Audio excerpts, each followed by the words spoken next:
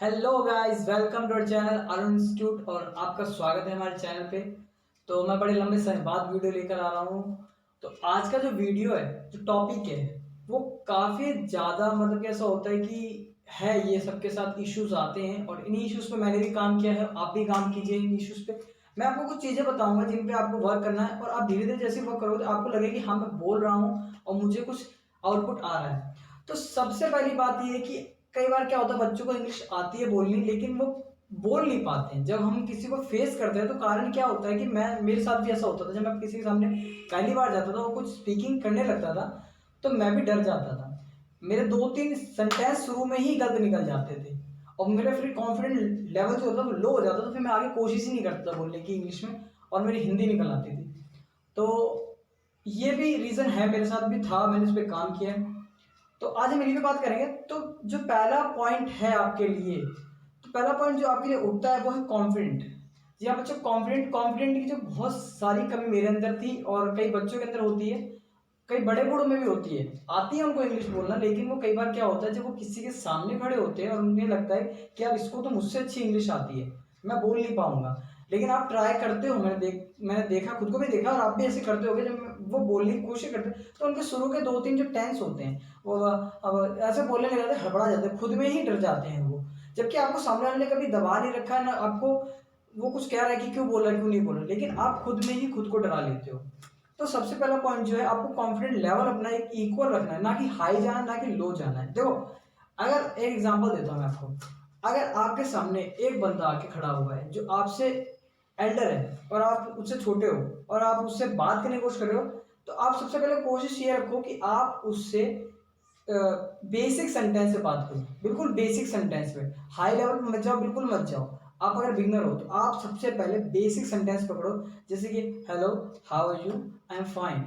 वो फिर धीरे धीरे कन्वर्सेशन देखना, आपका जब बेसिक सेंटेंसेस से बात होने लगी ना, तो आप धीरे धीरे अपने आप ही हायर क्वेश्चन को पकड़ने, हायर स्पीकिंग को मतलब कैच करने लग जाओगे, आपके अंदर खुद ही निकलने लग जाएगा। तो कॉन्फिडेंट जब आएगा जब आप शुरू ही बेसिक से करोगे। कई बार क्या होता है ना, बच्चे जाते हैं yo man, how you man, तो ये वाला लेवल नहीं लेना। आप अभी बिगिनर हो मानता हूँ, लेकिन आपको इस लेवल पे नहीं जाना, आपको बिल्कुल बेसिक से काम करना है। आप अगर आपने मेरी पिछली वीडियो देखी, मैंने उसमें बेसिक से कराया और आगे भी आएंगी वीडियो।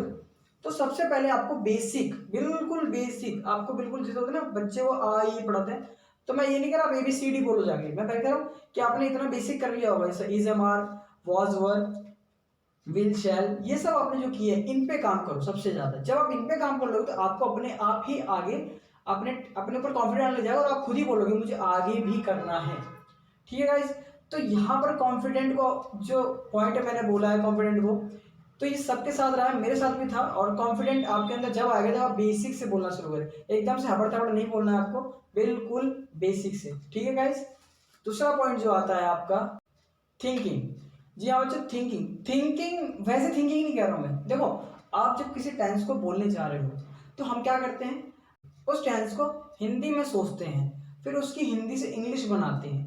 तो ये बहुत बड़ा इम्पैक्ट होता है while speaking. When you are speaking, don't try to think in Hindi, try to think in English. Because आप जब इंग्लिश में सोचोगे तो आपके मुंह से इंग्लिश निकलना शुरू हो जाएगी। जैसे कि मैंने अभी हिंदी में टेंस देखा हूँ, मैं आपको मतलब बताता हूँ मैं। जैसे कि मैं एक लड़का हूँ, तो आपने पहले सोचा, फिर बोला आई एम बॉय। तो ये एक पुराना तरीका था कि जब टीचर्स बोलते थे पहले इसकी हिंदी बनाओ फिर इसकी इंग्लिश बनाओ। लेकिन आप बिगनर्स हो, मैं मानता हूँ, आप अगर कोशिश करोगे ना तो आप ऐसी इंग्लिश बोल पाओगे। अब लोग हंसते हैं, मुझे पता है, आप लोग मजाक बनाते हैं कि यार ये इंग्लिश कर रहा है और हमारे आगे बोलेगा कि नहीं, कोई दिक्कत नहीं है। ये एक लोग ऐसे आएंगे और आपको डिमोटिवेट करेंगे, लेकिन आपको खुद में मोटिवेट रहना है। तो थिंकिंग जो पॉइंट मैं बोल रहा हूँ, आपको अपने आप पर कंट्रोल करना है और अपने दिमाग पर ही देखना कि हिंदी तो सोचनी नहीं, हमें इंग्लिश में ही सोचना है। ठीक है। जैसे कि आपको कोई टेंस है, वो हिंदी, आप उसकी हिंदी सोचने से पहले आपको उसका इंग्लिश में सोच लेना। इंग्लिश में ही सोचोगे तभी आपकी इंग्लिश बहुत अच्छी स्मूथली निकलना शुरू हो जाएगी। इसके लिए आपको ये नहीं कि मैंने आज आपने वीडियो देखी, इस वीडियो को देखने के बाद आप बोलोगे अच्छा इस वीडियो को मैंने देख लिया, अब मैं इसको देखना तुरंत इंग्लिश को, नहीं, आपको टाइम लगेगा। आपको 6 महीने, 7 महीने, 8 महीने, साल भर, मेरे को 4 साल लगे हैं। जब मैंने जाकर थोड़ी बहुत इंग्लिश सीखी, उसके बाद ही मैंने कई इंस्टीट्यूट ज्वाइन किया, उसके बाद जाके मैंने सीखी और अभी भी मुझे लगता है कि मैं अपने पर काम करना चाहिए और मैं अभी भी काम कर रहा हूँ। तो सबसे पहला पॉइंट जो मैंने बोला कॉन्फिडेंट विद थिंकिंग, तो थिंकिंग कॉन्फिडेंट से ही बनना है कहीं ना कहीं। अगर जब आप सोच रहे हो, आपने सोचते सोचते बोलना शुरू किया, तो आप अपने आप ही इंग्लिश बोलने लग जाओगे, क्योंकि आपके कॉन्फिडेंट लेवल तो अपने आप ही हो गया ना भाई। आपने हिंदी से इंग्लिश में कन्वर्ट करा ही नहीं, आपने सीधा इंग्लिश बोलना शुरू किया, तो आपको लग रहा अरे कॉन्फिडेंट आ गया। मैंने क्या कहा, कॉन्फिडेंट को ज़्यादा हाई नहीं लेके जाना, ज़्यादा लो भी नहीं लेके जाना, बिल्कुल मध्यम रखना है आपको, मिडिल मिलाना है, ठीक है। तो ये दूसरा पॉइंट था, इस पे काम जरूर करो। थिंकिंग हमेशा इंग्लिश में ही सोचो, ठीक है। तो यहाँ पर 2 पॉइंट हमने क्लियर कर चुके हैं। ये 2 पॉइंट के बाद जो तीसरा पॉइंट आ रहा है वो ये है, ध्यान सुनो, जो ध्यान से।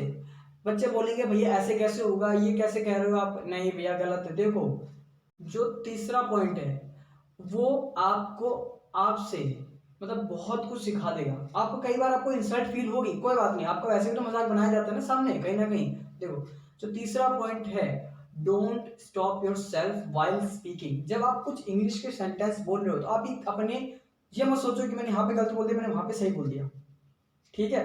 आपको ये देखना कि मैं बोल रहा हूँ, और ऐसा भी नहीं अंडरस्टैंड बोले जा रहे हो। देखो आपको बोलना है, अब मुझे पता है जहाँ पर आपने टेंसों पे काम कर लिया है, ग्रामर आपका अच्छा हो रहा है धीरे धीरे बेसिक, तो आप ना जब बोलने लगोगे तो आप ना इज ए मार, विल शैल वॉज वर अपने आप पुट करने लग जाओगे। गलत में भी बोल रहे हो ना, तो आप कहीं ना कहीं आप क्या गलत बोलोगे, आप इज ए मार तो कहीं गलत बोलोगे नहीं। आपको पता है कि मैं पास्ट टेंस बोल, आप इसे नहीं गलत कर सकते हो, पास्ट को फ्यूचर में बदल दोगे या फ्यूचर में डाल, लेकिन बाद में जब आपको बैठोगे शांति से आपको लगे हाँ यार, लेकिन उसी के बाद आपको वो गलती जो की थी आपने, उसी गलती से आप दूसरी दोबारा वो गलती नहीं करोगे। तो सबसे जो लास्ट पॉइंट है, don't stop your self while speaking. तो ये मेरे लिए बहुत जरूरी चीज़ थी कि मैंने सीखी इस चीज़ से, कि मैं जब बोलता था ना, तो मैं जब बोलता था तो मेरा क्या था कि मैं सोचते रह जाता था। थिंकिंग मैंने बोली ना, थिंकिंग उसे बना लिया, फिर भी मैं क्या करता, बोला फिर रुक गया, बोला फिर रुक गया, तो वो एक टेंस ना, मेरा एक टेंस है, वो 3 पैराग्राफ बन जाते थे, ठीक है। तो आपको ऐसा कुछ नहीं करना है, आपको बोलना है। बोलो, घर पे बोलो, भाई के साथ बोलो, बहन के साथ बोलो, पापा के साथ बोलो।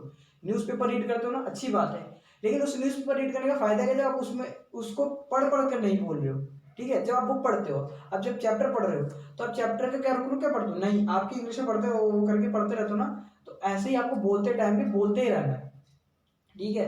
जैसे कि आपने यहाँ पर तीनों पॉइंट को क्लियर किया है।